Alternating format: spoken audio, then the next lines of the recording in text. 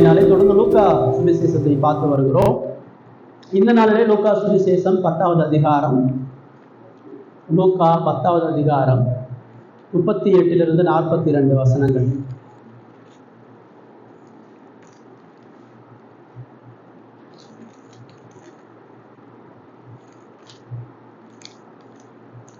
இந்த அதிகாரம் சீசத்துவத்தை பற்றி பேசுகிறது. மெய்யாக கிறிஸ்துவை பின்பற்றக்கூடிய வாழ்க்கை என்றால் என்ன என்று பேசுகிறது. நாம் 2 வாரத்திற்கு முன்பாக இந்த 10வது அதிகாரத்திலே நல்ல சம்மாரியனுடைய உவமையை குறித்து நாம் சிந்தித்தோம். ஆண்டவர் அந்த உவமையை சொல்லி முடித்த பிற்பாடு தான் இந்த சம்பவம் நடைபெறுகிறது. மார்த்தாள் மரியாளுடைய வாழ்க்கையினுடைய நடைபெற்ற சம்பவம் 38 42 நான் வாசிக்கிறேன். பின்பு அவர்கள் பிரயாணமாய் போகையில் அவர் ஒரு கிராமத்தில் பிரவேசித்தார். அங்கே மார்த்தாள் என்னும் பெயர் கொண்ட ஒரு ஸ்திரீ அவரை தன் வீட்டிலே ஏற்றுக்கொண்டார். அவளுக்கு மரியாள் எனப்பட்ட ஒரு சகோதரி இருந்தாள். அவள் இயேசுவின் பாதத்தருகே உட்கார்ந்து அவருடைய வசனத்தை கேட்டுக்கொண்டிருந்தாள். மார்த்தாளோ பற்பல வேலைகளை செய்வதில் மிகவும் வருத்தமடைந்து அவரிடத்தில் வந்து, ஆண்டவரே, நான் தனியே வேலை செய்யும்படி என் சகோதரி என்னை விட்டு வந்திருக்கிறதை குறித்து உமக்கு கவலை இல்லையா? எனக்கு உதவி செய்யும்படி அவளுக்கு சொல்லும் என்றாள். இயேசுவுக்கு பிரதியுத்தரமாக, மார்த்தாளே, மார்த்தாளே, நீ அநேக காரியங்களை குறித்து கவலைப்பட்டு கலங்குகிறாய். தேவையானது ஒன்றே. மரியாள் தன்னை விட்டெடுப்படாத நல்ல பங்கை தெரிந்து கொண்டாள் என்றார் என்பது. இந்த சம்பவம் லூக்கால மட்டும்தான் இருக்குது. மார்த்தாள், மரியாள் இவங்க குடும்பத்தை பார்க்கும் பொழுது யோவான் அதிகமாக பேசுகிறார். யோவான் 11ஆம் அதிகாரத்தில் மார்த்தாள், மரியாள், லாசரு 3 பேர் ஒரு விசுவாச குடும்பம். இந்த குடும்பம் இயேசுவால் நேசிக்கப்பட்ட குடும்பம். இயேசு பல முறை இந்த வீட்டுக்கு போயிருக்கிறார். திரும்ப நீங்கள் லூக்கா 7ஆம் அதிகாரத்தில் பார்க்கும் பொழுது இந்த மரியாள் தான் ஆண்டவருடைய பாதத்தில் நலதம் என்கிற அந்த பரிமள தைலத்தை பூசி அவங்க அடக்கம் பண்ணதற்கு ஏதுவாக சேர்ந்த நம்ம பார்க்குறோம். ரைட். இப்போ இந்த பகுதியில் நம்ம பிரதானமாக பார்க்குறோம். இயேசு எருசலேமை நோக்கி போறார். இந்த லாசரு, மரியாள், மார்த்தாளுடைய ஊர் பெத்தானியா என்கிற ஊர். யோவான் 11 நமக்கு சொல்லுது, இந்த பகுதி நமக்கு சொல்லுது. இப்போ பெத்தானியா என்ற ஊர் எருசலேமிலிருந்து மிக அருகான ஒரு ஊர். அந்த கிராமத்துக்கு போறாரு. அங்கே போகும் பொழுது இந்த பகுதி 2 பேரை முக்கியமாக சொல்லுது. மார்த்தாள், மரியாள், அவங்க 2 பேர் எப்படி இருக்கிறாங்கன்னு சொல்லுது. இப்போ இந்த பகுதியில் நம்ம பார்க்குறோம், மார்த்தாள் என்னும் பெயர் கொண்ட ஒரு ஸ்திரீ அவரை தன் வீட்டிலே ஏற்றுக்கொண்டார். மூலமொழியில் பார்க்கும் பொழுது விருந்தாளியாக ஏற்றுக்கொண்டார் அப்படின்னு சொல்லி சொல்லப்படுகிறது. இந்த வீட்டுக்கு அவர் அடிக்கடி போயிருக்கார். இப்போதான் ஃபர்ஸ்ட் டைம் போனதெல்லாம் இல்லை. ஏன்னா அந்த வீட்டில் அவர் செயல்படக்கூடிய காரியம், பேசக்கூடிய காரியம் எல்லாம் பார்க்கும்பொழுது அந்த குடும்பத்துக்கும் இயேசுக்கும் ஒரு நெருங்கிய உறவு இருக்குது. பல முறை அவர் எருசலேம் வழியாக போகும் பொழுதெல்லாம் அந்த வீட்டில் தங்கி அவங்களோடு அவர் ஐக்கியப்பட்டிருக்கிறத நம்ம பார்க்கிறோம். ரைட். இப்போ அப்படி ஐக்கியப்பட குடும்பத்தில் முதல்ல யாரை சொல்றது? மார்த்தாள் தான் சொல்லுது. அந்த குடும்பத்தில் மூத்த சகோதரி மார்த்தாள், மரியாள், அதுக்கு அடுத்து லாசர். இந்த மூத்த சகோதரி அவரை வரவேற்கிறார், அவரை ஏற்றுக்கொள்கிறார். ஏற்றுக்கொள்றது மாத்திரம் இல்லாம அவருக்கு தேவையான எல்லா வசதிகளையும் அவங்க செய்கிறார். 39 வசனம் சொல்லுது, அவளுக்கு மரியாள் எனப்பட்ட ஒரு சகோதரி இருந்தாள் அப்படின்னு சொல்லி பார்க்கிறோம். 2 பேர் யாரு? 2 பேருடைய வேலை என்ன? அந்த வேலையினுடைய விளைவு என்ன? இயேசு அதை குறித்து என்ன பிரதானமாக என்று சொல்கிறார் என்று பார்க்கிறோம். 40 வசனம் சொல்லுது, மார்த்தாளோ பற்பல வேலைகள் செய்வதில் மிகவும் வருத்தம் அடைந்து. ஏன்னா இங்க இயேசு மட்டும் வரல. 38 வசனம், பின்பு அவர்கள் பிரயாணமாய் போகையும் பார்க்கணும். இயேசு கிறிஸ்துவினுடைய சீசர்கள் 12 பேரோட சேர்ந்து இயேசு போறாங்க. 12 பேர் சேர்ந்து ஒரு வீட்டுக்கு போறாங்க. வீட்டுக்கு போகும்பொழுது அந்த வீட்டில் அவங்களை வரவேற்பதற்கான ஆகாரத்தை கொடுக்கணும், அவங்க தங்குவதற்கான இடத்த அரேஞ்ச் பண்ணணும், அவங்களுடைய தேவைகளை சந்திப்பதற்கான காரியத்தை பிரதானமாக செய்யணும். இப்போ அந்த விஷயத்தை தான் மார்த்தாள் அங்கே செய்கிறா. இயேசு வந்துட்டாரு, இயேசுவுக்கு சாப்பாடு கொடுக்கணும், இயேசு தங்குறதுக்கான இடத்த அரேஞ்ச் பண்ணணும், அப்புறம் அங்கே இருக்கக்கூடிய சீசர்களுக்கான எல்லா காரியத்தை அரேஞ்ச் பண்ணணும்னு சொல்லி அவள் எல்லா வேலைகளையும் இந்த செய்கிறத பார்க்கணும். அந்த வேலை செய்கிறது தப்பு கிடையாது. இந்த வேலை செய்கிறது ஆண்டவர் பாவம் எங்கேயும் நமக்கு சொல்லலை.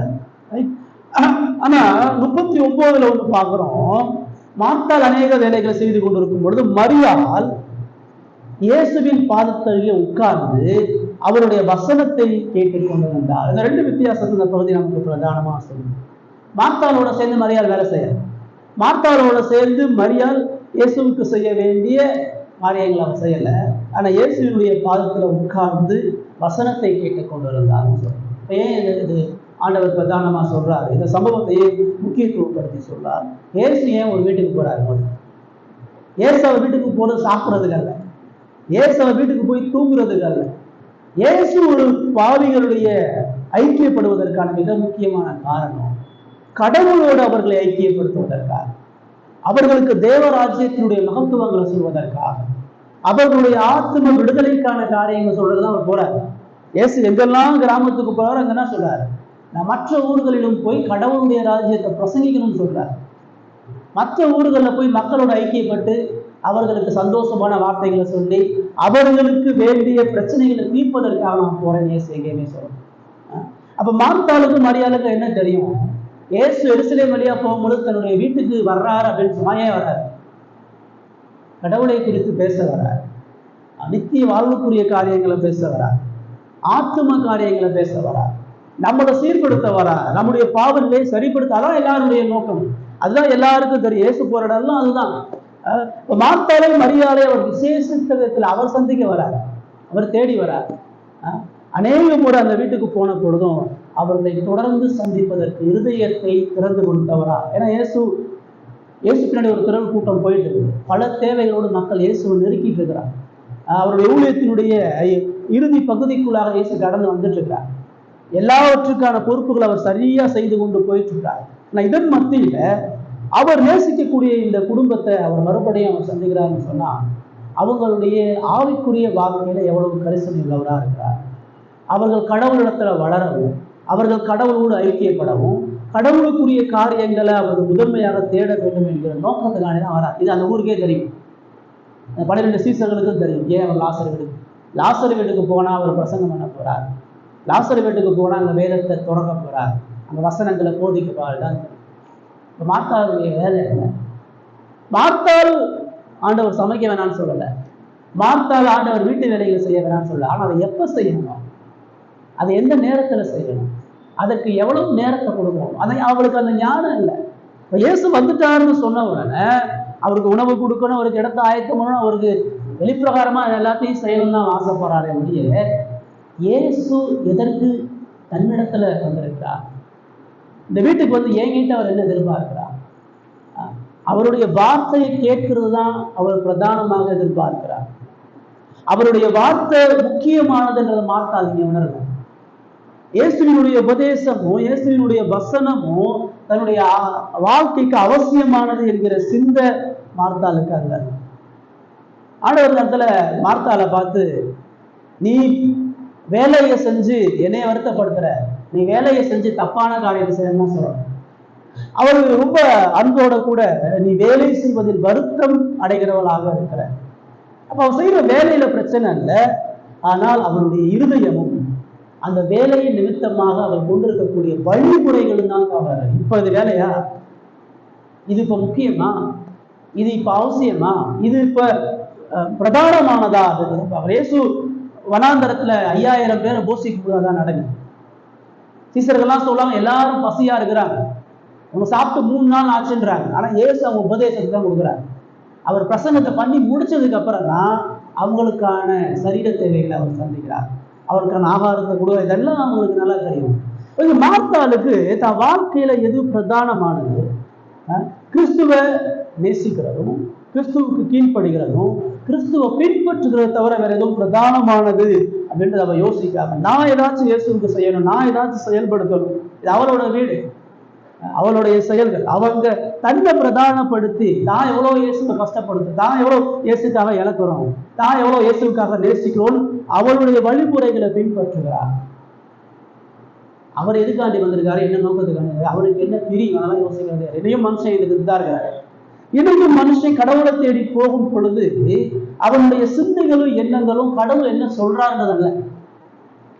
ஆலயத்துல கடவுளுடைய வார்த்தை பிரதானமா இல்லை, ஆலயத்துல மனித செயல்கள் பிரதானமா இருக்கு. ஆலயத்துல மனுஷன் தான் விரும்புறத கடவுள் கொடுக்கணும்னு நினைக்கிறான், தான் ஆசைப்படக்கூடிய தன்னுடைய காரியங்களை கடவுள் கொடுக்கலான்னு நினைக்கிறானே உடைய கடவுள் இடத்துல என்ன விரும்புகிறார், கடவுளுடைய வழிமுறை என்ன என்பதை மனிதன் சிந்திக்கிறதாக இல்லை. கிறிஸ்துவின் வார்த்தையை விலக்கி வைத்து விட்டு கிறிஸ்துவுக்காக வாழக்கூடிய எல்லா மனிதனுடைய நிலை இதுதான். வெறுமனே இயேசு இயேசுன்னு பேரை சொல்லிட்டு இயேசுதான் என் கடவுள், இயேசுதான் என் அப்பா, இயேசுக்காண்டி தான் நான் வாழ்றேன்னு ஒரு மனுஷன் சொல்லி அவருடைய வார்த்தையை குறித்த ஆழமான புரிதலும் சிந்தை இல்லாம இருக்கான்னு சொன்னா அவனுடைய நிலை இதாக. வேதத்தை அறியாம இயேசு அறிய முடியாது. வேதத்தை படிக்காம கடவுளுடைய சித்தம் என்னன்னு தெரிய முடியாது. வேதத்தோடு உறவு கொள்ளாம கடவுளோடு உறவு கொள்ள முடியாது. இப்ப இந்த மரியாதை சரியா புரிஞ்சுக்கிட்டா, மரியாதை அங்க என்ன செஞ்சா, அந்த வசனம் தான் தெளிவா சொல்லுது, அவள் இயேசுவின் பாதத்தருகே உட்கார்ந்து. ஏன் அந்த வசனம் அப்படி சொல்லுது? சும்மா போதனையை கேட்டான்னு சொல்லல, பாதத்தருகே உட்கார்ந்து. ஒரு யூத மத குருமார், ஒரு யூத தலைவன், ஒரு பக்தி நிறைந்த ஒரு ஆசாரியன் அல்லது பரிசேயர்கள் ஒரு வீட்டுக்குள்ள போனா அங்க அவர்கள் உட்கார்ந்து கடவுளுடைய வார்த்தையை போதிக்கும் பொழுது ஜனங்கள் எல்லாரும் அந்த மத தலைவர் அல்லது அந்த நபருடைய பாதத்தில் உட்கார்ந்து ஒரு மாணவனாக உட்கார்ந்து அவர்கள் கீழ்ப்படுத்தி கேட்பார்கள். அதுல பெண்களுக்கு இடம் கிடையாது. தலைவன் அல்லது ஒரு ஒரு பரிசையன் ஒரு ஆசாரியர் வீட்டுக்கு போனான்னு சொன்னா அங்க பெண்கள் வீட்டுல இருக்க மாட்டாங்க, அவங்க வேற ஒரு அறையில இருப்பாங்க. அந்த குடும்பத்தினுடைய ஆண்கள் தான் அந்த ஆசாரியனுடைய வார்த்தைகளை கேட்பாங்க. பெண்கள் இருந்தால் அவங்க போதிக்க மாட்டாங்க, கடவுளுடைய வார்த்தையை பகிர்ந்து கொடுக்க மாட்டாங்க. பெண்களுக்கு போதிக்கிறது வீண், அது அவசியம் இல்லாது என்று சொல்லி இந்த சமுதாயத்தில் அவர்கள் நம்பிக்கொண்டிருந்தார். ஆனா இயேசு இங்க ஒரு பெரிய புரட்சியே பண்றார். இயேசு இங்க மரியாதை தன் அருகே அழைக்கிறார். அவர் தன் சீசர்களுக்கும் அல்லது அந்த மார்த்தாளுடைய ரிலேட்டிவ் சொந்தக்காரங்க யாராச்சும் இந்த வீட்டில் அதிகமா பேர்கள் வந்திருந்தாலும் இயேசு அவளை தனிப்பட்ட முறையில கூப்பிட்டு தன்னுடைய பாதத்தை அருகே வைக்கிறார்.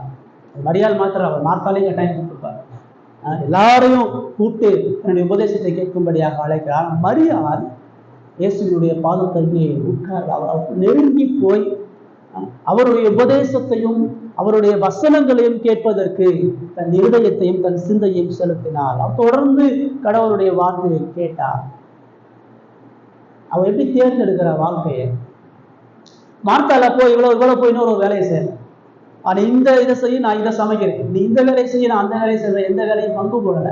அப்ப மிக தெளிவாக புரிந்து கிறிஸ்து தான் வாழ்க்கையில வந்ததுக்கான நோக்கம் என்ன? இயேசு தான் வீட்டுக்கு எதுக்கு வர்றார்? இயேசு தன்னை சீர்படுத்த வர்றார். இயேசு இருதயத்தை புதுப்பிக்க வர்றார். இயேசு கடவுளோடு ஒப்பிடப்படுத்த வருகிறார். இயேசு மீட்பின் சத்தியங்களை சொல்ல வர்றார். நம்ம ஏழையா இருக்கிறோம், நம்ம ரோமனுக்கு அடிமையா இருக்கிறோம், நம்ம உண்மையா கடவுளை ஆராதிக்க முடியல, நம்முடைய வாழ்க்கையில அநேக உபத்திரவங்கள் இருக்குது, நம்முடைய குடும்பத்துல அநேக பிரச்சனைகள் இருக்குது, நிம்மதியற்று சந்தோஷமா இருக்கக்கூடிய நமக்கு கிறிஸ்து ஏன் வரார்? நம்மை மீட்கும்படியா வரார், நமக்கு மகிழ்ச்சியை தரும்படியா வரார், நம்ம ஆறுதலுக்கு தரும்படியா வரார். அவரிடத்திலிருந்து நான் எதை பெறணும்? அவருக்கு நான் செய்யக்கூடிய நன்மை அல்ல, அது அவர் எனக்கு செய்யக்கூடிய நன்மை அல்ல, அவரது கிருபை பொருந்திய வசனங்கள் முக்கியம். அவர் சொல்லக்கூடிய வேத வசனத்தினுடைய சத்தியம் முக்கியம் என்பதை புரிந்து அவர் இயேசுனுடைய பாதத்தில் உட்கார்ந்து அந்த வசனத்தை கேட்கக்கூடியவளாக இருக்கிறார். இந்த பகுதியில் முதலாவது ஆண்டவரை தான் சொல்றார். ஒரு மனுஷன் இயேசுவுக்கு பிரியமா வாழணும்னு சொன்னா அவனுக்கு வேதத்தை தவிர வேற எந்த வழியும். ஒரு மனுஷன் இயேசுனுடைய வழியில நடக்கணும்னு சொன்னா கடவுளுடைய வார்த்தையை கேட்பதும் படிப்பதும் கீழ்ப்படியதும் தவிர வேற எந்த விஷயத்தையும் ஒரு மனிதன் செய்ய முடியாது என்பதை பார்த்தோம். தேவனுக்காக கிறிஸ்துவுக்காக நேரத்தை செலவு செய்யாமல் கிறிஸ்துவுக்காக செயல்பட முடியாது.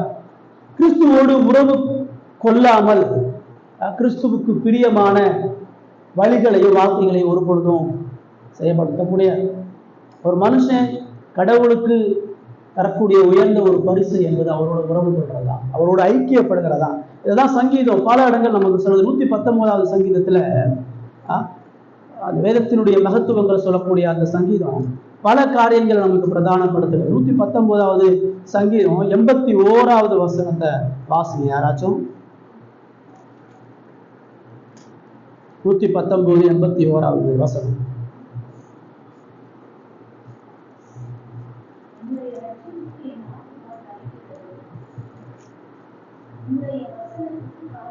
இதுதான் மரியாதை. நம்ம போய் உட்கார்ந்து ஏன் அவருடைய உபதேசத்துக்காக காத்திருக்கிறான்னு சொன்னா ஆத்ம ரட்சிப்புக்காக. என் ஆத்மா நிம்மதியற்று இருக்குது, உங்க வசனத்துக்காக நான் காத்திருக்கிறேன். என் மனசை உயிர்ப்பீங்க, என் கஷ்டத்தை போக்குங்க, நான் மன சஞ்சலத்தோடு இருக்கிறேன், வழிகளோடு இருக்கிறேன், இதுல இருந்து எனக்கு விடுதலை கொடுங்க அவர் சொல்றான். 93வது வசனம் அதிலே வாசி. 119 93. நான் ஒருவரும் உம்முடைய கட்டளைகளை மறக்க மாட்டேன். அதனால் என்னை ஏன் அந்த கடவுளுடைய வார்த்தையை கேட்பதற்காக இயேசுடைய பாதத்துல இருக்கிறான்னு சொன்னா, எனக்கு ஜீவன் அதுதான். ஒரு வார்த்தைகளை கேட்கும் பொழுது என் ஆத்மா உயிரடைகிறது, நான் உயிர்ப்பிக்கப்பட்டவனாக இருக்கேன்னு சொல்லி சொல்றார். 107வது வசனத்தை வாசிங்க. அதிலே 107வது வசனம்.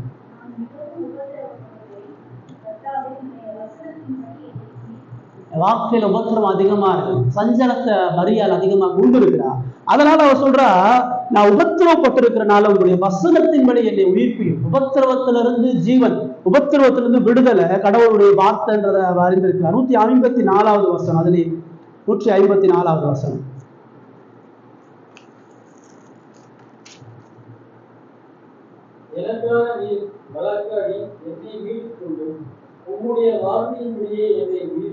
சக மனிதன் இருக்கக்கூடிய பிரச்சனை, உறவுகள்னால இருக்கக்கூடிய பிரச்சனை, சக மனிதனால நான் வழக்காடப்பட்டிருக்கிறவனா, உபத்திரவங்களை சந்திக்கிறவனாக இருக்கிறேன். அதுல எனக்கு விடுதலை எனக்கு ஒரு வார்த்தையின்படி என்னை உயிர்ப்பு.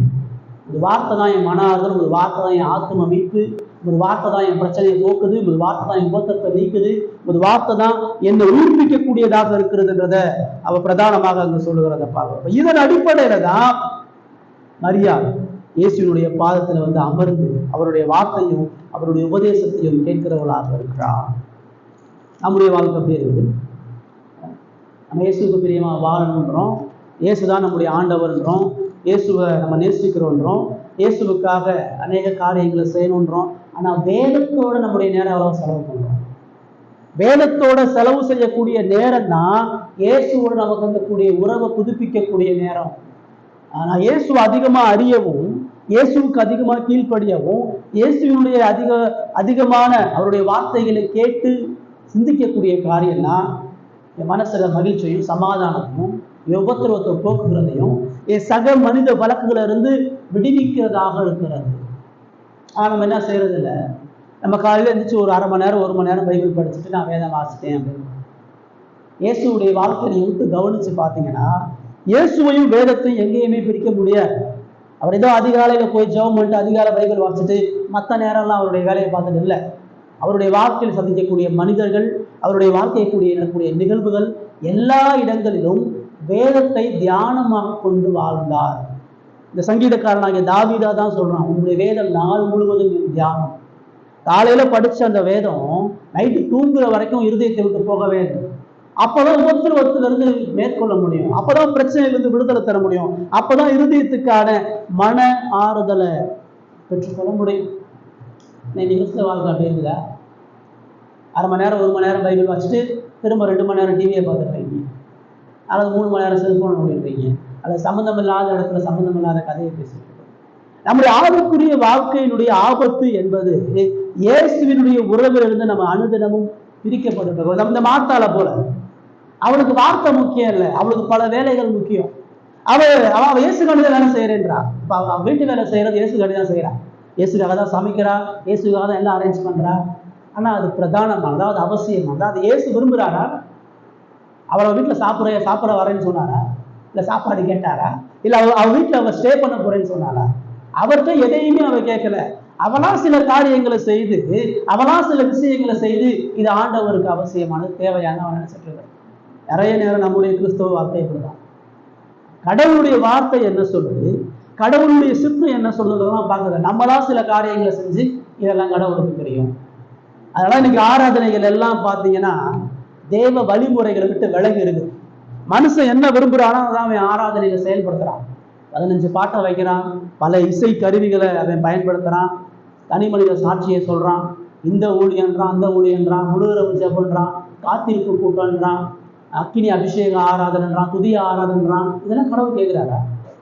இதெல்லாம் கடவுள் விரும்புகிறாரா? இதெல்லாம் கடவுளுடைய விருப்பத்துக்கும் வழிமுறைகளுக்கு இணைகிறதெல்லாம் இல்லை. ஆனா இது எல்லாத்தையும் கடவுளுடைய பேரை சொல்லிதான் செய்யறான். இதெல்லாம் கடவுள் விரும்புகிறாரு சொல்லி அவனா மனித முயற்சிகளை செய்யறான். நம்முடைய வாழ்க்கை எப்படி இருக்கு? நம்ம நினைக்கிறோம் நம்ம ஞாயிற்றுக்கிழமை வந்துட்டோம், கடவுள் பிரியமா இருக்கிறார், அதை 1 மணி நேரம் ஜெபம் பண்ணிட்டோம், 1/2 மணி நேரம் பைபிள் வாசிட்டோம், கடவுளுக்கு பிரியமான வாழ்க்கை வாழ்றோம். அப்படி இல்லை. வேதம் நமக்கு என்ன சொல்லுது? கடவுளுடைய வேதத்தை வாசிப்பது என்பது கடவுளோடு உறவு கொள்வது. நேசிக்க நபரோடு தினந்தோறும் நொடிதோறும் உறவு கொள்கிறது போல கடவுளுடைய வார்த்தையை எப்பொழுதும் படிக்கணும். டைம் கிடைக்கும் பொழுதெல்லாம் படிக்கணும், தியானிக்கணும், சிந்திக்கணும், அசைப்போடணும். கடவுளுடைய வார்த்தை நம்முடைய இதயத்தில், நம்முடைய சிந்தையிலிருந்து விலகக்கூடாது. நமக்கு பிரச்சனை வரும்போது வேதம் சொல்றபடி அதை அணுகணும். நம்ம ஒருத்தவங்க துரோகம் பண்ணும் பொழுது, இந்த உலகத்துல மனிதர்களால் கைவிடப்படும் பொழுது நம்முடைய உணர்வை சார்ந்திருக்கக்கூடாது. கடவுளுடைய வார்த்தை என்ன சொல்கிறது? இயேசு தான் உயிரை பணயம் வைத்து சிலுவையில மறிக்கிற வரைக்கும் வேத உணர்வுல இருந்தார். அவர் பிறந்து வளரும் பொழுது அவருடைய வாழ்க்கையில வேதம் இருந்தது. அவருடைய ஊழியங்கள் முழுவதும் வேத சிந்தையை விட்டு வெளிவிலகாமல் போனார். அவர் மக்கள் கேள்வி எடுக்கும் பொழுது வேத வசனத்திலிருந்து பயன்படுத்தினார். பிசாசு அவரை சோதிக்கும் பொழுது வேத வசனத்தை பயன்படுத்தி பிசாசை விரட்டினார். மனிதர்கள் அவர்களை பரியாசம் பண்ணி அவரை கைவிடும் பொழுது வேத வசனங்களை தனது உறுதியான பக்தியாக பற்றி கொண்டார். என்னுடைய வாழ்க்கையில நம்ம சந்திக்கக்கூடிய உபத்திரவங்களுக்கும் ஜீவனுள்ள வாழ்வுக்கும் முக்கியமானது வேதத்தை தவிர எதுவும் இல்லை. இயேசுடைய வாழ்க்கையை நம்ம பின்பற்றுறோம்னு சொன்னா நம்முடைய வாழ்க்கை இயேசுவோட இருக்குதா? இயேசுவோடு இணைந்திருப்பதற்கு வேதத்துக்கு அதிகமான நேரத்தை செலவு செய்யறோம்னு ஆராய்ச்சி பார்க்கணும். ரெண்டாவதா, முதல்ல பார்க்குறோம் வேதம் ஒண்ணுதான் கிறிஸ்துவை அறிவதற்கும் கிறிஸ்துவுக்காக கீழ்ப்படுவதற்குமான முதல் வழி. இரண்டாவதாக மார்த்தாளுடைய வாழ்க்கையில பார்க்கணும். 40வது வசனம். மார்த்தாளோ பற்பல வேலைகள் செய்வதில் மிகவும் வருத்தம் அடைந்து அவரிடத்தில் வந்து, ஆண்டவரே, நான் தனியே வேலை செய்யும்படி என் சகோதரி என்னை விட்டு வந்திருக்கிறதை குறித்து உமக்கு கவலை இல்லையா? எனக்கு உதவி செய்யும்படி அவளுக்கு சொல்லும் என்றார். இயேசு உபதேசம் பண்ணிட்டு இருக்கிறாரு. மரியாள் பாதத்துல உட்கார்ந்து உபதேசத்தை கேட்டுட்டு இருக்கிறான். மார்த்தாள் நிறைய வேலைகள் செஞ்சுட்டு இருக்கான். அவ பார்த்துட்டே இருக்கிறான். மரியாள் இப்ப வருவா, அப்ப வருவா, மரியாள் தனக்கு உதவி செய்வான்னு பார்த்துட்டே இருக்கிறான். வரவே இல்லை. அவ அந்த வேலை, பலவிதமான வேலைகளை செஞ்சு அவ சோர்வடைகிறான். எல்லா வேலையும் இழுத்து போட்டு செய்யறான். எல்லா வேலையும் அவ பாரத்தோட செஞ்சு அவளுக்கு அதிகமான துக்கம் வந்துருச்சு. அவளால் கண்ட்ரோல் பண்ண முடியல, அவளால் சகித்து கொள்ள முடியல, அவளால் பொறுத்து கொள்ள முடியல. இப்ப நேரடியாக ஏசிட்டே வர்றான். அவன் எங்க போல? மரியாதை போல. அவளுக்கு பிரச்சனை இப்ப மரியாதை இல்லை, பிரச்சனை இப்ப இயேசுவாயிட்டார். இயேசு வந்து டைம் எல்லாம் எடுத்துட்டு இருக்கிறார். இயேசு வந்து மரியாதை அனுப்பல. இயேசுக்கு அதுக்கு சம்பந்தம் இல்லை. ஆனா இயேசுட்ட வந்து அவங்க சொல்றான், அந்த பிரச்சனைனால வருத்தம் அடைஞ்சு இயேசுட்ட வந்து சொல்றான், ஆண்டவரே, நான் தனியே வேலை செய்யும்படி என் சகோதரி என்னை விட்டு வந்திருக்கிறதை குறித்து உங்களுக்கு கவலை இல்லையா? வேறு வார்த்தையை சொல்றான். இப்ப அவ செய்யக்கூடிய வேலை இயேசுவுக்கானது. இயேசுக்காக தான் நான் எல்லாம் சமைக்கிறேன், இயேசுக்காக தான் எல்லாம் செய்யறேன்னு சொன்னா அதுல எதுக்கு முறுமுறுப்பு? அதுல எதுக்கு விரும்பு? அவர் உபதேசம் பண்றாரு, அவருக்காக நான் என்னை இழைப்பதற்கு தயாரா இருக்கேன். அவருக்காக இந்த வேலையை செய்யும் பொழுது எவ்வளவு மகிழ்ச்சியா அந்த வேலையை செஞ்சிருக்கணும், அந்த வேலையில அவர் எவ்வளவு சந்தோஷமா செஞ்சிருக்கிறோம்.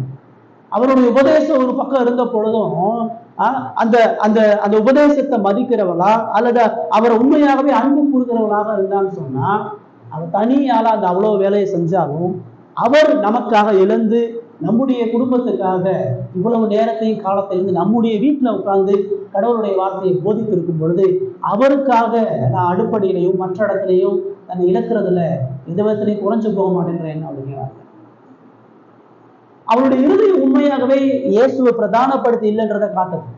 இயேசுவினுடைய அன்பு அவளுடைய இருதயத்தை உண்மையாகவே பாதிக்கலன்றதை காட்டுது. அவ தன்னை பிரதானப்படுத்துறார்.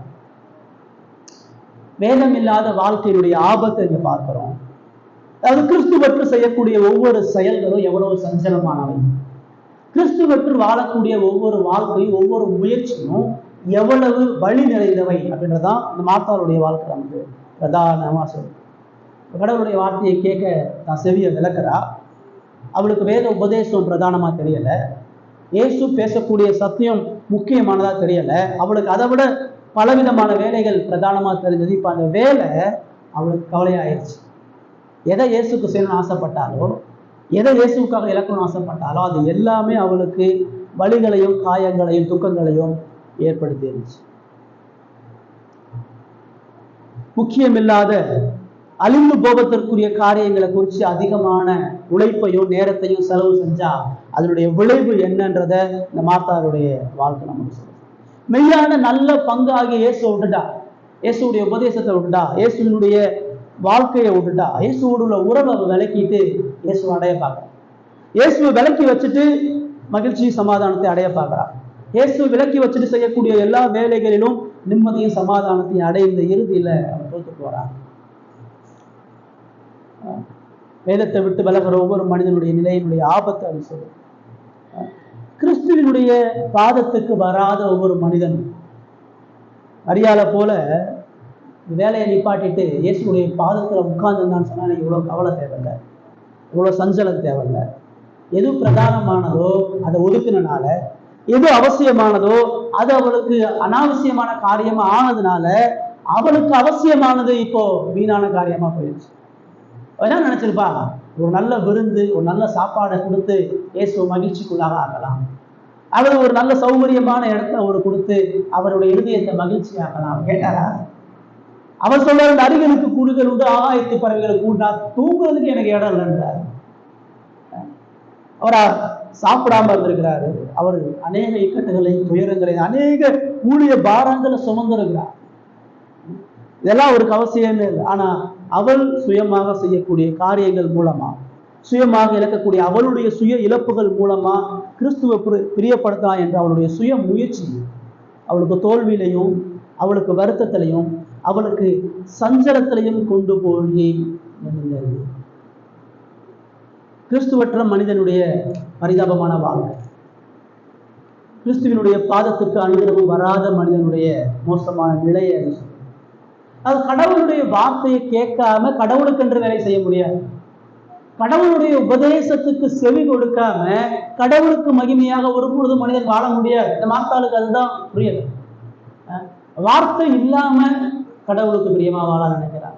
வேதத்தை புறந்தள்ளிட்டு தன்னுடைய சுய செயல்கள், சுய தியாகங்கள், சுய அர்ப்பணிப்புகள் மூலமா தேவனுக்கு பிரியமா வாழ நினைக்கிறார். அது ஒரு பொழுதும் நடக்காதுன்றதை இயேசு சொல்றார். இதாக திரும்ப சங்கீதம், அதே 119ஆம் சங்கீதம் நமக்கு சொல்லக்கூடிய பல சத்தியங்களை மிக முக்கியமான ஒரு காரியத்தை 119:49 வசனம்.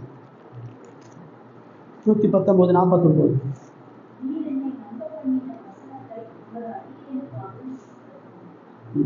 50.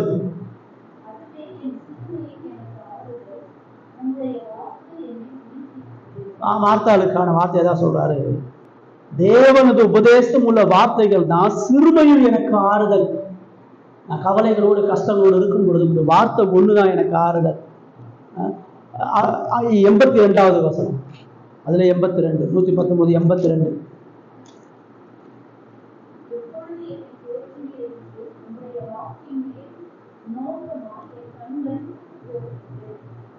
தேற்றக்கூடிய இருதயம், உடைக்கப்பட்ட இருதயம், கண்ணீர் விடக்கூடிய இருதயத்துக்கு ஒரே ஒரு ஆறுதல் கடவுளுடைய வார்த்தை. உடைய வார்த்தையின் மூலமா தான் நான் நோக்கி பார்த்து கொண்டிருக்கிறேன், என்னுடைய இருதயத்தை எப்பொழுது தேற்றுவேன்னு சொல்லி சங்கீதக்காரன் சொல்றத 65வது வசனம். 65.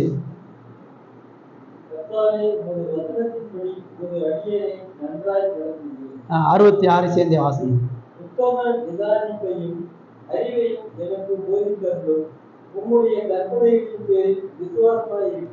வழி நடத்துதல், வாழ்க்கையினுடைய வழி நடத்துதல், உத்தம நிதானிப்பையும் அறிவையும் கடவுளுடைய வார்த்தை தான் போதிக்கும். எந்த வேலையை செய்யறது, எப்ப செய்யறது, எப்படி செய்யறது, எப்படி பேசுறது, எப்படி நடக்கிறது என்கிற நிதானத்தையும் அறிவையும் கடவுளுடைய வார்த்தை தான் போதிக்கும். அதன் மேலதான் விசுவாசம் உள்ளவர்களாக இருக்க வேண்டும் சொல்றார். 105வது வசனம். 105வது வசனம்.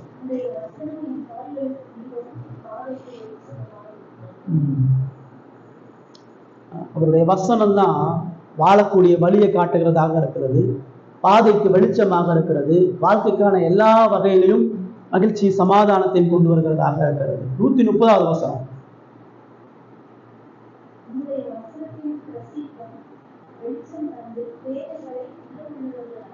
ஹிருதயத்தை ஞானத்தை கொடுத்து, ஆவிக்குரிய கண்களை கொடுத்து, நம்முடைய மதீனத்திலிருந்து நம்மளை பாதுகாத்து தேவைகளை உணர்வுள்ளவனாக்கும். வேதமையான மதீனமான காரியங்கள் இருந்து ஞானத்தை தரக்கூடியது கடவுளுடைய வார்த்தைன்றதை பார்க்கிறோம். 100வது வசனம்.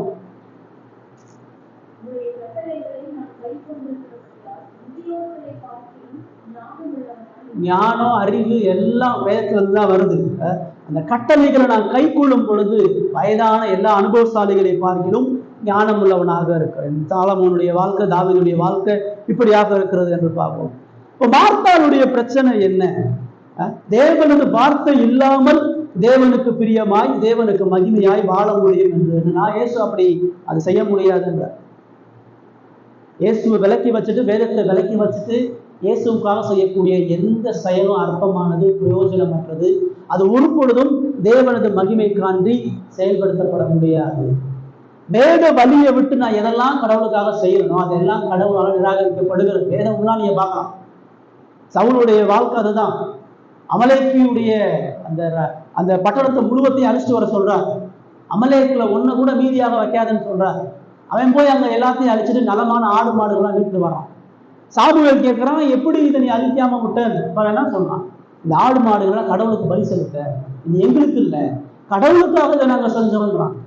கடவுளுடைய வார்த்தைக்கு நீ கீழ்ப்படுகிறத காட்டிலும் பலிகளை முக்கியத்துவப்படுத்துறது அருவருப்பானது. சவுளுடைய ராஜ்யத்தை ஆண்டவர் எடுத்து போறதுக்கு முதல் விஷயம் என்னது? தன்னுடைய சிந்தையின்படி கடவுளை ஆராதிக்க நினைச்சா. வேதம் பல இடங்களை சொல்லுது, கடவுளுடைய ஆராதனையில மனித சிந்தனைகள் வருவது ஆபத்து. மனித எண்ணங்களும் மனித வழிமுறைகளும் கடவுளுடைய ஆராதனையில் வரும் பொழுது கடவுள் உடனடியாக நியாயம் தீர்க்கிறவராக இருக்கிறார். பழைய பார்த்த நாதாபு அபிகுவும் ஆசரிப்பு கூடாரத்தில் அந்நிய அக்கினியை கொண்டு வராங்க.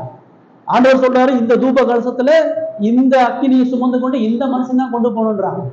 அவங்க வேற ஒரு அக்கினியை உள்ள கொண்டு வரும் பொழுது உள்ள கொண்டு வந்த அடுத்த நொடி அவர்கள் தீக்கிரையாக்கப்பட்டு சாம்பலானார்கள். வேற நம்ம சொல்றோம். ஊசா கடவுளுடைய உடன்படிக்கை பெட்டி அசதின்னு சொல்லி தொட்ட அடுத்த நொடி செத்தான். தேவனுக்கு என்று வாழக்கூடிய வாழ்க்கையிலையும் ஆராதனையிலையும் கடவுளுடைய வழிமுறை இல்லைன்னு சொன்னா அதனுடைய விளைவு ஆபத்தானது. இப்ப மார்த்தாள் அவ்வளவு வேலை பண்ணாலே என்ன நன்மையை பெற்றுக்கொண்டா? அவ்வளவு தூரம் உழைச்சா, அவ்வளவு தூரம் இழந்தா, இயேசுக்காக பல வேலைகளை செஞ்சா, பல விஷயங்களை சமைச்சா, அதனால யார் நன்மையை பெற்றுக்கொண்டா? இயேசு அதை ஏற்றுக்கொண்டாரா? இயேசு அதை மகிழ்ச்சியா இருந்தாரா? அவ செஞ்சக்கூடிய எல்லா வேலைகளும் அவளுக்கு வருத்தத்தை தான் கொண்டு வந்தார். அவ செஞ்ச எல்லா இழப்புகளும் அவளுக்கு சஞ்சலத்தை தான் கொண்டு வந்தது. அவளுடைய வேலை அவளுடைய சகோதரி மேல வெறுப்பை தான் கொண்டு வந்துச்சு. அவளுடைய வேலை அவளுடைய குடும்பத்துல ஒருபொழுதும் சமாதானத்தையும் மன்னிப்பையும் கொடுப்பதாக இல்லை. அவ இயேசுவையும் குறை சொல்றா, சகோதரியும் குறை சொல்றா. நம்முடைய வாழ்க்கையிலையும் கடவுளுடைய வார்த்தையும் கிறிஸ்துவும் பிரதானமாக இல்லாத பொழுது அநேக காரியங்கள் பண்ணிட்டு இருக்கும். இயேசுக்குள்ள சமாதானமா வராத மனுஷன் இந்த உலகத்துல பல இடங்கள்ல அவன் பல வேலைகளை செய்து பல காரியங்கள் மூலமாக அவன் நிம்மதி சமாதானத்தை அடைய பார்க்கறான். உபத்திரவத்திலிருந்து விடுதலையை வேதத்துக்கு வெளியே மனுஷன் தேட பார்க்கறான். பிரச்சனைக்கான சந்தோஷத்தை கடவுளுடைய வார்த்தைக்கு விலகி பல காரியங்கள் நோக்கி ஓடுகிறான். அந்த மனிதனுடைய நிலை இந்த மார்த்தாளை போல சஞ்சலத்தையும் வருத்தத்தையும் இக்கட்டான நிலைகளை தான் கொண்டு வரும்ன்றதை பார்க்கிறோம். செய்யக்கூடிய செயல், செய்யக்கூடிய வேலை, படிக்கக்கூடிய படிப்பு, வாழக்கூடிய குடும்ப உறவுகள், இதெல்லாம் நன்மையா மகிழ்ச்சியா இருக்கும்னு சொன்னா அது தேவனோடு இணைந்து செயல்படுகிறதா இருக்கும். கடவுளுடைய சித்தத்தின்படி வழிமுறையின்படி கடவுளுக்கென்று வேலை செய்யும் பொழுது அது மகிழ்ச்சியாக ஆராதிக்கக்கூடியதாக இருக்கும். கொஞ்சம் பிரச்சனை மார்த்தாள் செஞ்ச வேலை இல்லை, மார்த்தாளுடைய இருதயத்தினுடைய பிரச்சனை. இயேசுவை உண்மையா நேசிக்கிறவளா, இயேசுவுக்கு உண்மையா சேவை செய்கிறவளாக இருந்தால் சொன்னா அவள் முறையிட்டு இருக்க மாட்டான். இவ்வளவு இழப்புகள் செய்து இந்த கிறிஸ்துவுக்கு செய்யக்கூடிய இந்த பணிகள் எல்லாம் அவளுக்கு மகிழ்ச்சி சமாதானத்தை கொடுத்துருக்கும். ஆனால் அது அப்படி அங்க இல்லைன்றதை பார்க்கும். மூணாவதா இயேசுக்கு பதில் கொடுக்குறாரு. 41-42 இயேசுக்கு பதில் சொல்றாரு. இயேசு அவளுக்கு பிரதித்திரமாக, மார்த்தாளே மார்த்தாளே, நீ அநேக காரியங்களை குறித்து கவலைப்பட்டு கலங்குறா. ஓ, நீ இவ்வளவு வேலை செஞ்சிட்டியா? ஓ, மரியாதை இங்கதான் இருக்கிறாளா? உனக்கு உதவி செய்யலையான்னு சொல்லி அவர் எந்த கடிந்து கொள்ளுதலையும் சொல்றாரு. ஓ, நீ இவ்வளவு கஷ்டப்படுறியா? உன் இருதயம் இவ்வளவு கஷ்டத்துல இருக்குதா அப்படின்னா கேட்கிறார். அவர் 2 முறை அந்த வார்த்தையை சொல்றார், மார்த்தாளே மார்த்தாளே.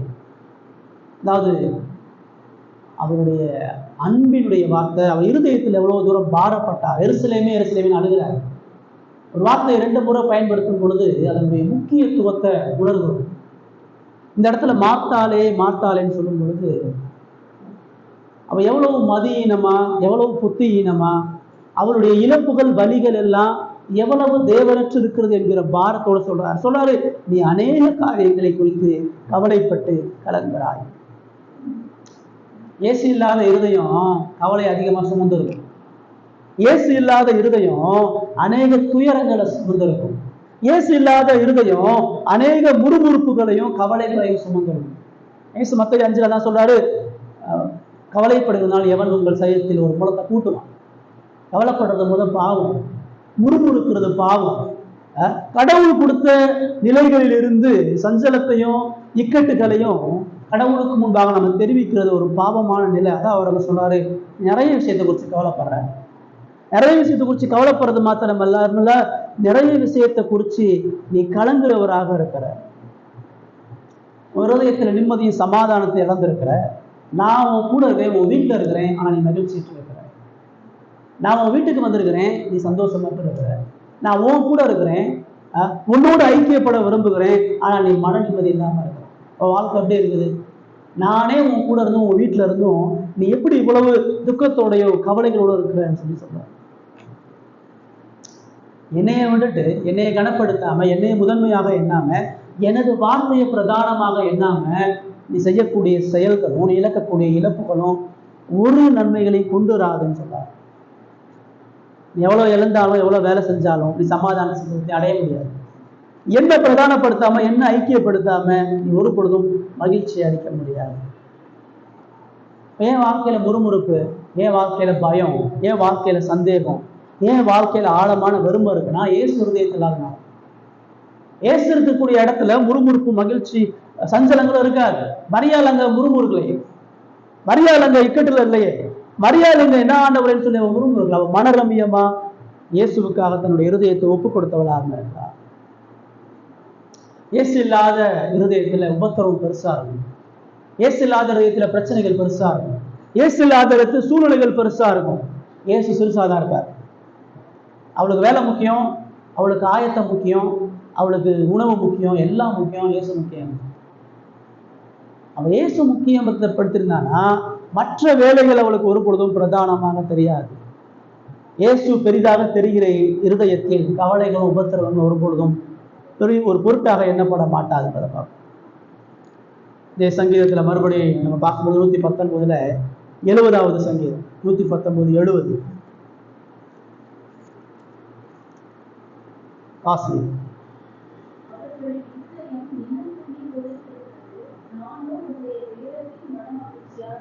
பிரஜாதிகளை சொல்றாங்க, கடவுளற்ற இருதயம் எப்படி இருக்கு? நிலந்தொன்னி கொடுத்து இருக்கிறது.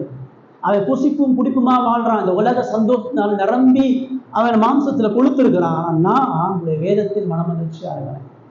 மனமகிழ்ச்சின்றது உணவு இல்லமா, மனமகிழ்ச்சின்றது நீ ஆயத்தம் பண்றதுல இல்லமா, மனமகிழ்ச்சின்றது கடவுளுடைய வார்த்தையில இருக்கு. ஒரு வார்த்தை தான் உனக்கு மனமகிழ்ச்சியை கொடுக்கணும் அவர் சொல்றாரு. 77வது வசனம்.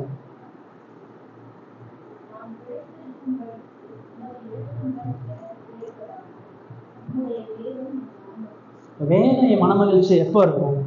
வேதத்திலிருந்து கடவுளுடைய இரக்கம் இருதயத்தில் இருந்தா மட்டும்தான். கடவுளுடைய இரக்கமும் கிருபையும் வேதத்திலிருந்து நான் பெறும் பொழுது மனமகிழ்ச்சி. அதை விட்டுட்டாங்க.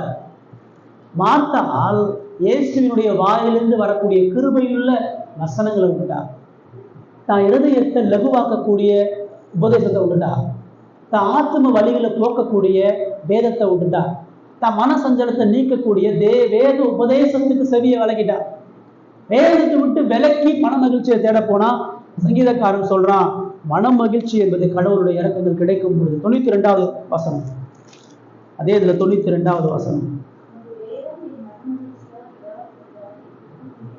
இப்ப ஏன் துக்கத்தில் அமிழ்ந்து போனா? சங்கீதக்காரன் சொல்றான், வேதம் எனக்கு மன மகிழ்ச்சியை கொடுக்கணும்னா என் துக்கத்துல செத்து இருப்பேன். துக்கம் வேதம் இல்லாத இடத்துல துக்கம் தான் இருக்கும். வேதம் இல்லாத இடத்துல துக்கத்தினால அமிழ்ந்து போகக்கூடியதாக இருக்க முடியும். வேத மன மகிழ்ச்சியா இருக்கிற இடத்துல துக்கத்துக்கு இடமே இல்லை.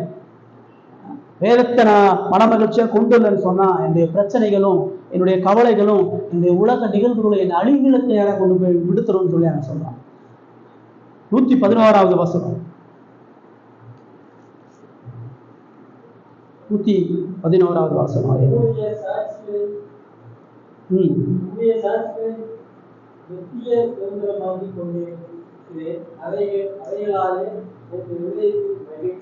முடிவு பரியந்தம் இடைவிடாமல் உங்களுடைய பிரமாணங்கள் செய்ய இருதயத்தை சாய்த்தேன் அப்படின்னு சொல்லி சொல்றாரு. கடவுளுடைய சாட்சினா என்ன? கடவுளுடைய வரலாற்று நிகழ்வு.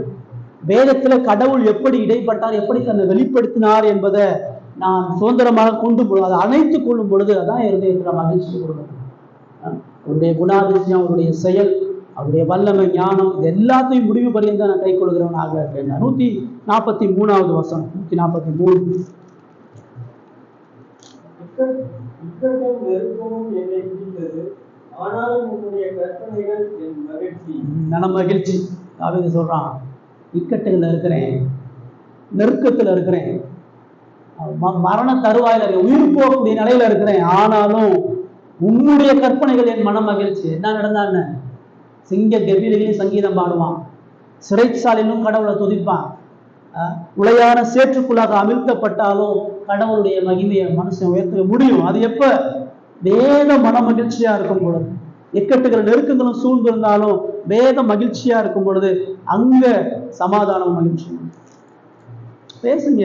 அதான் அவளுக்கு ரொம்ப தெளிவா சொல்றாரு, நீ அநேக காரியங்களை குறித்து ஏன் கவலைப்படுறா? உனக்கு மகிழ்ச்சி கூடிய இடம் தெரியல, சந்தோஷம் எங்கன்னு தெரியல, எது முக்கியமானதுன்னு தெரியல, உன் கவலையை போக்கக்கூடிய இடம் எங்கன்னு உனக்கு தெரியல, உன் உபத்திரவத்திலிருந்து உன்னை காப்பாத்துகிறது எதுன்னு தெரியல. நிறைய விஷயத்தினால நீ கவலைப்படுற, நிறைய விஷயத்தினால நீ கலங்குற. 42 சொல்றாரு, தேவையானது ஒண்ணுதான்மா. எதுவுமே உனக்கு ஒண்ணுதான் தேவை. தேவையானது ஒன்றே, மரியாள் தன்னை விட்டு எடுபடாத நல்ல பங்கை தெரிந்து கொண்டார். இந்த உலகத்துல அடிப்படையான மனித தேவை என்பது சமுதாயம் சொல்லுது, அறிவியல் சொல்லுது, உணவு, உடை, இருப்பிடம். ஆனா ஏன் சொல்றாரு இது மூணுமே இல்லைம்மா?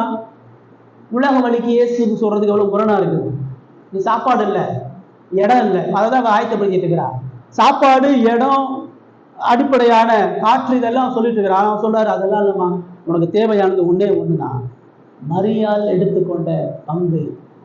மரியாள் தன்னை விட்டு எடுபடாத நல்ல பங்கை தெரிந்து கொண்டார். தன்னை விட்டு எடுபடாத நல்ல பங்குன்னா அழிய முடியாத பங்கு, நிரந்தரமாக இருக்கக்கூடிய பங்கு, நித்தியமாக இருக்கக்கூடிய பங்கு, மாறாத பங்கு, மகிமை புரிந்த ஒன்னே ஒண்ணுதான், வேதமும் நானும் தான்.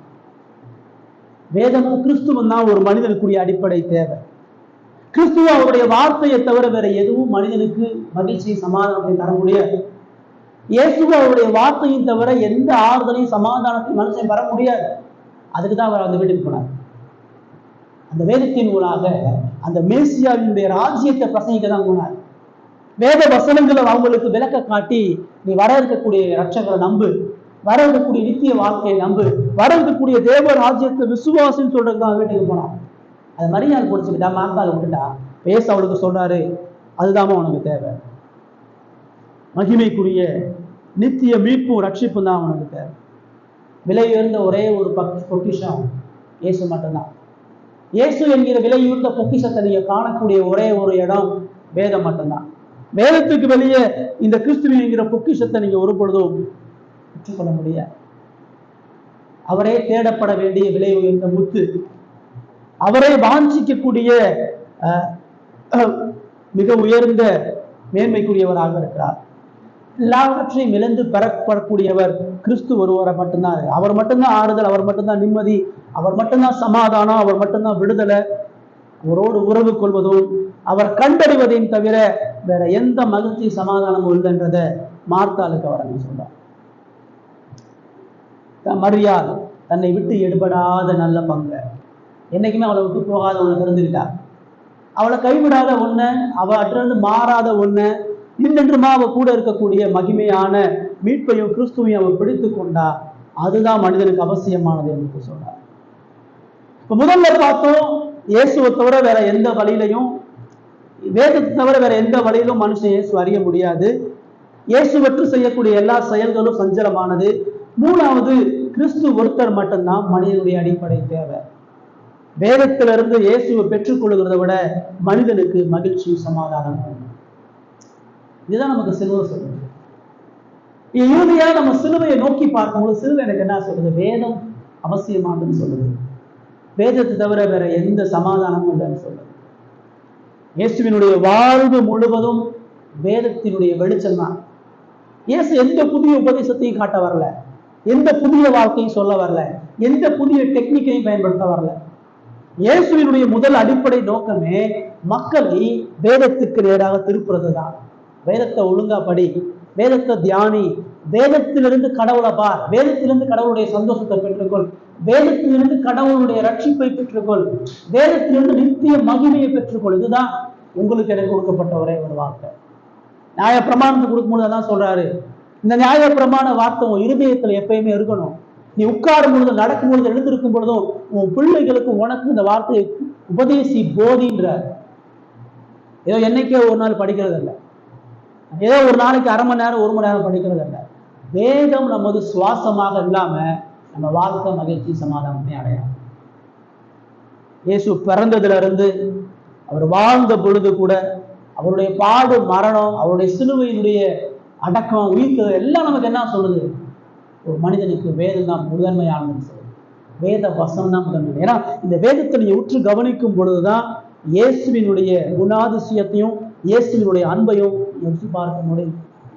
இயேசுவினுடைய மகிமையை இந்த வேதத்திலிருந்து நீங்க ருசி பார்க்கும் பொழுது மட்டும்தான் இந்த உலகத்தினுடைய பிரச்சனைகள்லாம் பனி போல விலகி போகும்.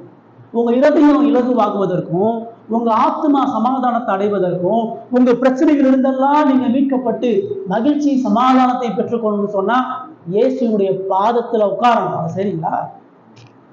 அனுதினமும் அதை செய்றீங்களா? எவ்வளவு தூரம் செய்றீங்க?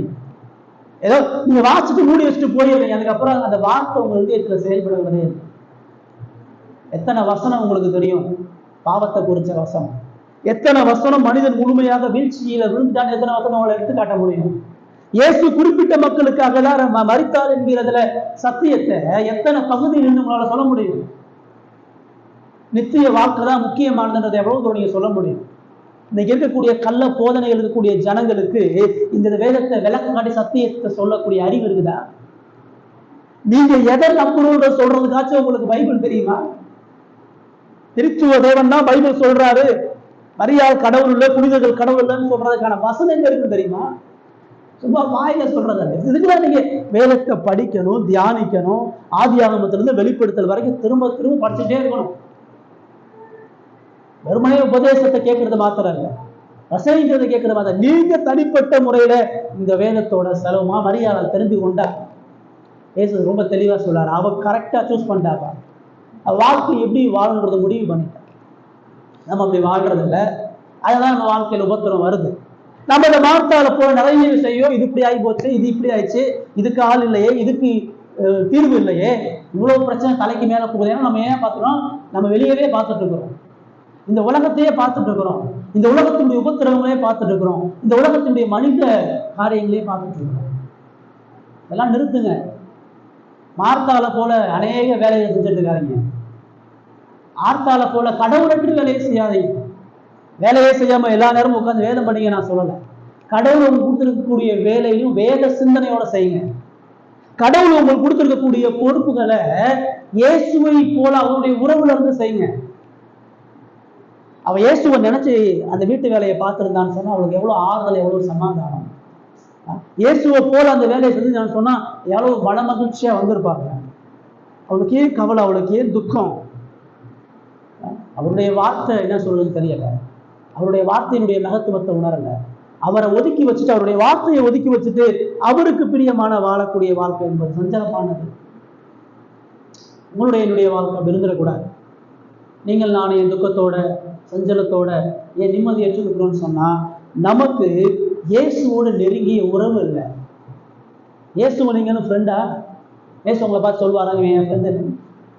என் ஃப்ரெண்டு நான் யாரை சொல்லுவேன்னா என்னை அதிகமாக அறிஞ்சவன் தான் சொல்லுவேன். என் கூட யார் க்ளோஸாக இருக்கணும் அவன் தான் ஃப்ரெண்டு. தினந்தோறும் என்னோட பேசுறவன் தான் என் ஃப்ரெண்டு. நான் போகிற இடத்துக்குலாம் என் கூட வரவன் தான் என் ஃப்ரெண்டு. எல்லாரையும் நான் ஃப்ரெண்டு சொல்ல முடியாது. அப்படியே சொல்லுகிறாரா?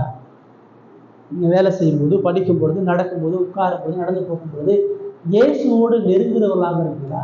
உங்களுக்கு ஏற்படக்கூடிய காரியங்களை இயேசுக்கு சொல்றீங்களா? இயேசு என்ன பேசுறாருன்னு காது கொடுத்து கேட்குறீங்களா? வேதத்தை திறக்கும் பொழுது என்னோடு கூட பேசுங்கன்னு சொல்றீங்களா? இந்த வசனம் என்னுடைய இருதயத்தை உயிர்ப்பிக்கணும். சங்கீதக்காரன் தான் சொல்றான், இந்த வசனம் என் கண்ணை திறந்துச்சு, எனக்கு ஞானத்தை கொடுத்துச்சு, என் ஆத்துமா உயிர்ப்பிச்சு. எப்படி சொல்றான்? அவன் வாழ்க்கையில் அது நடக்குது. அவன் வேதத்தை படிக்கிறான். உங்களை மாதிரி என்ன மாதிரி அவனுக்கு 66 புத்தகம்லாம் இல்லை. அவனுக்கு இருந்ததே ஆகம புத்தகம் மட்டும்தான்.